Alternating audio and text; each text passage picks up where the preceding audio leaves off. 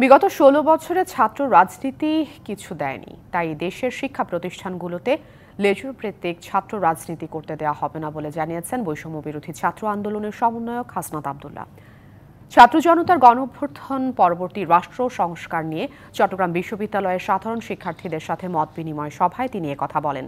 এ সময় সাধারণ শিক্ষার্থীরা শান্তিপ্রিয় সমৃদ্ধ বাংলাদেশ গড়ে তুলতে তাদের ভাবনার কথা তুলে ধরেন। বলেন, আগামীর বাংলাদেশ হবে সম্প্রীতির প্রতিচ্ছবি। বিচার বিভাগের স্বাধীনতা, স্বচ্ছতা এবং জবাবদিহিতার পাশাপাশি দুর্নীতিমুক্ত বাংলাদেশ গড়ে তোলার কথা বলেন তারা।